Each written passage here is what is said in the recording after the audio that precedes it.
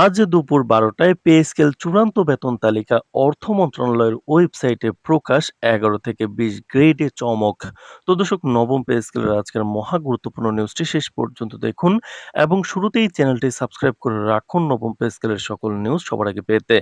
তো দর্শক, অবশেষে আজ দুপুর ১২টায় অর্থ মন্ত্রণালয়ের অফিসিয়াল ওয়েবসাইটে নতুন পে স্কেলের চূড়ান্ত বেতন তালিকা আনুষ্ঠানিকভাবে প্রকাশ করা হয়েছে। ১১ থেকে ২০ গ্রেডের কর্মচারীদের জন্য এবারের তালিকায় রাখা হয়েছে এক অবিশ্বাস্য চমক। অর্থ মন্ত্রণালয় কর্তৃক প্রকাশিত চূড়ান্ত গ্যাজেট অনুযায়ী এবার ১১ থেকে ২০ গ্রেডের কর্মচারীদের মূল বেতন এক লাফে ১৯৫% বৃদ্ধি করা হয়েছে, যা বাংলাদেশের ইতিহাসে যেকোনো পে স্কেলের ক্ষেত্রে একক সর্বোচ্চ বৃদ্ধির রেকর্ড। অন্যদিকে উচ্চতর স্তরের ভারসাম্য বজায় রেখে ১ থেকে ১০ নম্বর গ্রেডের কর্মকর্তা ও কর্মচারীদের মূল বেতন বৃদ্ধি করা হয়েছে ৭০%। অর্থ মন্ত্রণালয় সূত্র থেকে প্রাপ্ত বিস্তারিত তথ্য অনুযায়ী এবারের পে স্কেল বা বেতন কাঠামো নির্ধারণের ক্ষেত্রে দেশের বর্তমান অর্থনৈতিক পরিস্থিতি, জীবনযাত্রার ব্যয় বৃদ্ধি, মুদ্রাস্ফীতির চাপকে বিশেষভাবে বিবেচনায় নেওয়া হয়েছে। এই বিশাল বেতন বৃদ্ধির পাশাপাশি কর্মচারীদের অন্যান্য সামাজিক নিরাপত্তা ও দৈনন্দিন খরচ মেটানোর বিষয়টি মাথায় রেখে সকল প্রকার ভাতা একযোগে ৬০% হারে বৃদ্ধি করার ঘোষণা দেওয়া হয়েছে। এর মধ্যে চিকিৎসা ভাতা, বাড়ি ভাড়া ভাতা, শিক্ষা ভাতা এবং যাতায়াত ভাতার মতো গুরুত্বপূর্ণ খাতগুলো অন্তর্ভুক্ত রয়েছে। নির্ভরযোগ্য সূত্রে জানা গেছে, সরকারি কর্মকর্তা ও কর্মচারীদের বর্ধিত এই মূল বেতনের সম্পূর্ণ অংশ অর্থাৎ সম্পূর্ণ বেসিক ১০০% আগামী ১ জুলাই থেকেই একযোগে কার্যকর করা হবে। এর ফলে আগামী মাস থেকেই কর্মচারীরা তাদের নতুন পে স্কেল অনুযায়ী মূল বেতন তুলতে পারবেন, যা তাদের আর্থিক সক্ষমতা এক ধাক্কায় বহুগুণ বাড়িয়ে দেবে। তো দর্শক, ভিডিওটির এই মুহূর্ত পর্যন্ত যারা দেখছেন চ্যানেলটি সাবস্ক্রাইব করে রাখুন নবম পে স্কেলের সকল নিউজ সবার আগে পেতে। তো দর্শক, ব্যবস্থাপনা ও সরকারি তহবিল বন্টনের বিষয়টি বিবেচনা করে ভাতার কিছুটা ভিন্ন সময়ে ভিন্নভাবে কৌশল নেওয়া হয়েছে।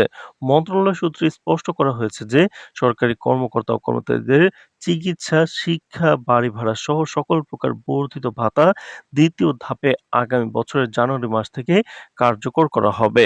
অর্থ মন্ত্রণালয় আজ দুপুরে সর্বশেষ বিজ্ঞপ্তি এবং সার্ভার থেকে সংগৃহীত চূড়ান্ত তালিকা বিশ্লেষণ করে ১ থেকে ২০ নম্বর গ্রেডের নতুন অনুমোদিত মূল বেতনের সঠিক রূপরেখা জানা গেছে।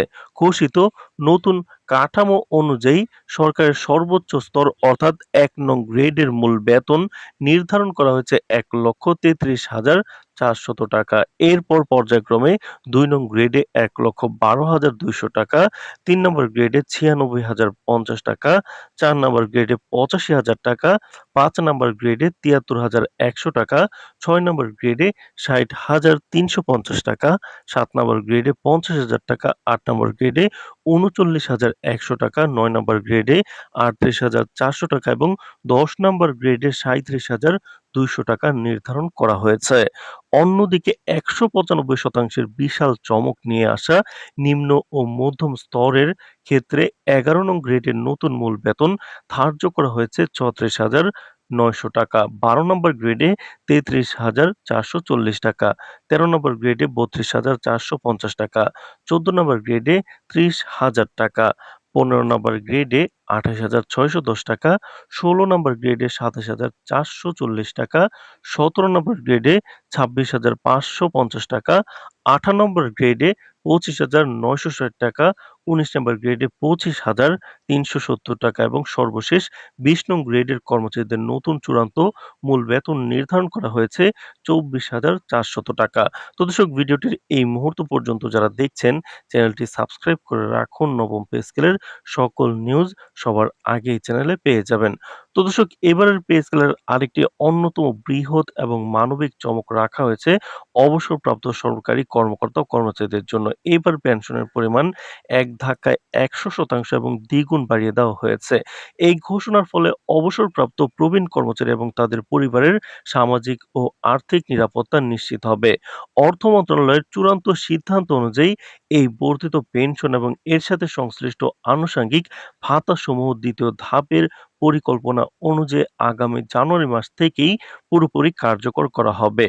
অর্থ মন্ত্রণালয়ের এক ঊর্ধ্বতন কর্মকর্তা নাম প্রকাশ না করার সরাসরি শর্তে কিন্তু জানিয়েছে, সরকারি দপ্তরগুলোতে স্বচ্ছতা ও জবাবদিহিতা নিশ্চিত হওয়াসহ দুর্নীতি উল্লেখযোগ্য হারে হ্রাস পাবে।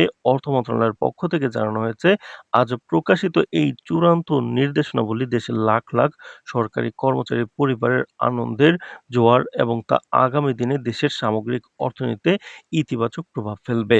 তো দর্শক, নবম পে স্কেল বাস্তবায়নের যে কোনো গুরুত্বপূর্ণ নিউজ সবার আগে পেতে চ্যানেলটি সাবস্ক্রাইব করে রাখুন। আজ এ পর্যন্তই, ধন্যবাদ।